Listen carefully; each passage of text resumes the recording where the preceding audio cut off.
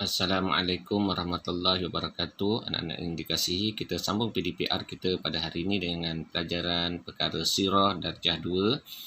InsyaAllah kita mulakan dengan bacaan doa. Bismillahirrahmanirrahim. Allahumma ftah alaina hikmataka wansyur alaina min khazaini rahmatika ya arhamar rahimin. Wa sallallahu ala sayyidina Muhammad walhamdulillahi rabbil alamin. Okay, anak-anak semua, mudah-mudahan hari ini kita diberikan kesihatan untuk kita mengikuti pelajaran-pelajaran dari PDPR yang kita lalui di musim-musim cuti PKP ini. Okay, kita terus pada pelajaran kita ya anak-anak semua. Okay, kita terus masuk pelajaran 3 hari ini. Ya, pelajaran 3.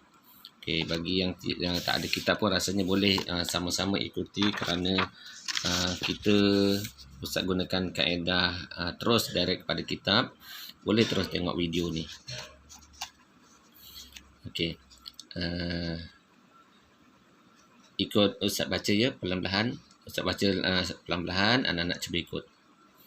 Pelajaran 3. Muka surat 15 ya. Muka surat 15. Semua tengok muka surat 15. Selak muka surat 15. Pelajaran 3. Kehidupan Nabi Muhammad sallallahu alaihi wasallam. Kita belajar tentang kehidupan Nabi Muhammad sallallahu alaihi wasallam. Sebelum ni kita dah belajar bagaimana Nabi Muhammad di zaman kanak-kanaknya, zaman Nabi Muhammad dibesarkan di alam kanak-kanak, dan kali ni kita pergi kepada Nabi Muhammad zaman remaja dan zaman dewasa baginda. Okey. Ikut Ustaz baca 3.1 muka surat 15. Pengenalan. Kehidupan Nabi Muhammad sallallahu alaihi wasallam semenjak kecil hingga wafat sentiasa dipandu oleh Allah Ta'ala kerana baginda adalah insan terpelihara. Semula, insan terpilih.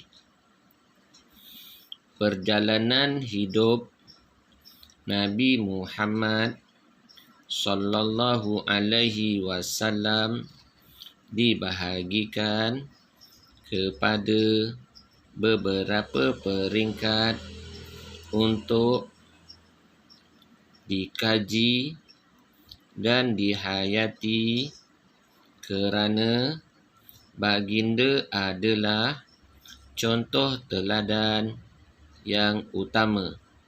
Okay, anak-anak, dalam pelajaran kita ni, dalam tajuk kehidupan Nabi Muhammad sallallahu alaihi wasallam, kita pecahkan kepada dua zaman kehidupan baginda itu, iaitu zaman Nabi Muhammad sewaktu peringkat kanak-kanak dan juga peringkat remaja dan peringkat dewasa, insya-Allah nanti. Okay, kita sambung. Kehidupan Nabi Muhammad sallallahu alaihi wasallam. 1. Kehidupan pada zaman remaja dan belia. 2. Kehidupan pada zaman dewasa. Okey, seperti yang Ustaz sebutkan tadi, betul lah tu. Pertama sekali, untuk mudah kita belajar, mengkaji dan menghayati kehidupan Nabi Muhammad sallallahu alaihi wasallam, maka dalam kitab ni dipecahkan kepada dua. Pertama, semasa Nabi Muhammad remaja belia. Remaja belia ni maksudnya umur belasan tahun hingga sekitar 25 tahun lah macam tu. Dan dewasa, kehidupan zaman Nabi dewasa, iaitu usianya apabila Nabi Muhammad mula menerima wahyu daripada Allah SWT dan dilantik sebagai seorang Rasul. Kita terus tengok muka surat 16. Kita lanjutkan pelajaran kita muka surat 16. Okey. Anak-anak ikut ya Ustaz baca. Kehidupan Nabi Muhammad sallallahu alaihi wasallam pada zaman remaja dan belia. Kehidupan Nabi Muhammad sallallahu alaihi wasallam pada zaman remaja dan belia bermula dalam jagaan bapa saudaranya Abu Talib. Nabi Muhammad sallallahu alaihi wasallam telah belajar berdikari kerana tidak mahu membebankan bapa saudaranya yang mempunyai ramai anak. Baginda menghadapi banyak cabaran seperti, kita berhenti dulu, saya terangkan. Jadi dalam kehidupan Nabi Muhammad semasa baginda remaja belia, jadi Nabi Muhammad sallallahu alaihi wasallam telah dipelihara oleh Abu Talib. Siapa Abu Talib? Bapa saudara Nabi Muhammad. Kalau Abdul Muttalib, datuk Nabi Muhammad. Dekat-dekat dia Abu Talib, bapa saudara Nabi Muhammad. Jadi bapa saudara Nabi Muhammad ni mempunyai ramai anak. Jadi walaupun dia mempunyai ramai anak, dia seorang yang pengasih dan penyayang. Abu Talib memelihara, menjaga Nabi Muhammad di zaman kanak-kanaknya atau remaja belia yang kita belajar ini dengan penuh kasih sayang. Malahan seperti dalam sirah Nabi Muhammad tu dikatakan Abu Talib ni lebih menyayangi Rasulullah baginda Nabi lebih daripada anaknya sendiri. Kerana apa? Kerana sifat mulia yang ditunjukkan oleh Rasulullah menyebabkan Abu Talib sangat sayang kepada Nabi Muhammad. Okay. Kita sambung. Apa cabaran-cabaran yang dihadapi oleh Nabi Muhammad? Okey, kita tengok. Ada 5. Okey, kita baca.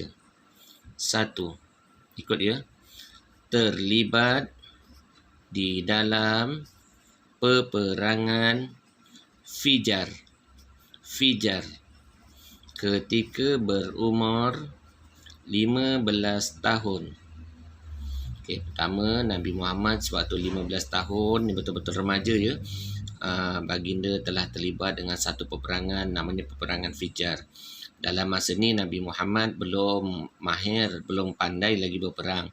Apa tugas Nabi Muhammad? Biasanya dalam peringkat usia ni, remaja macam ni, mereka duduk di rumah, mereka jaga keluarga. Bila mana orang tua mereka terlibat dengan peperangan, mereka jaga keluarga di rumah. Mereka belum terlatih lagi untuk berperang. Tapi Nabi Muhammad tak. Dia pergi ikut berperang, tetapi apa Nabi Muhammad buat? Dia buat tugas-tugas yang rasanya sesuai dengan usianya. Nabi Muhammad memungut anak-anak panah yang tak kena tu, dipungut, dikumpulkan dan diberi balik kepada para pemanah. Dia tolong askar-askar yang tercedera, merawat mereka. Itu adalah tugas-tugas yang dibuat oleh Nabi Muhammad. Dia tak duduk rumah. Dia tak nak duduk rumah. Dia nak pergi sama-sama ke medan perang. Okey, lagi. Yang kedua. Bekerja mengembala kambing di perkampungan Bani Sa'ad dan penduduk di Mekah. Okey, yang kedua ialah Nabi Muhammad mempunyai sejarah yang panjang bekerja mengembala kambing di perkampungan Bani Sa'ad. Kenapa Rasulullah baginda Nabi bekerja mengembala kambing? Untuk pengetahuan, memang di Jazilah Tanah Arab pada masa tersebut, peternakan adalah salah satu bidang kerja yang sangat luas, sangat banyak. Dan Nabi Muhammad mengembala kambing pun sejak daripada kecil. Di kampung Bani Sa'ad bersama tinggal dengan Halimatus Sa'diyah dalam usia yang rendah.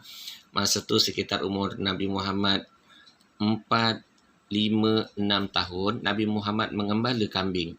Jadi disitulah Allah meletakkan bagaimana sifat Nabi Muhammad untuk menjadi seorang yang sabar, tekun, berani dalam pekerjaan yang dibuat. Kalau kita fikir dalam usia 6 tahun apa yang boleh buat, tapi Nabi Muhammad mengembala kambing. Okey, yang ketiga, membawa barang dagangan Sayyidatina Khadijah ke Syam ketika berumur 25 tahun. Okey, yang ni Nabi Muhammad sewaktu berusia 25 tahun, Nabi Muhammad dipilih. Khadijah menawarkan untuk membawa barang-barang dagangannya. Sayyidatina Khadijah seorang hartawan, seorang kaya, seorang janda yang kaya, kerana seorang businesswoman memilih Nabi Muhammad kerana Sayyidatina Khadijah dapat kenal pasti bahawa Nabi Muhammad ialah seorang yang jujur, tekun, rajin dan sebagainya. Lalu dipilih untuk membawa barang dagangan ke Syam dalam usia Nabi Muhammad 25 tahun. Okey, ini 25 tahun. Ada lagi. Yang keempat, berkahwin dengan Sayyidatina Khadijah ketika berumur 25 tahun. Ya anak-anak ya, ni rentetan daripada peristiwa dagangan ni lah. Bila Sayyidatina Khadijah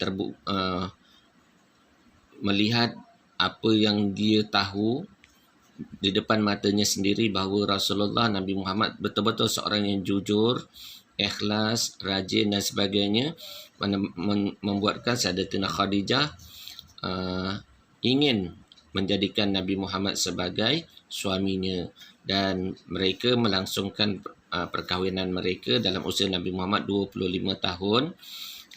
Peristiwa selepas balik daripada perdagangan di Syam. Okay. Peristiwa yang keempat.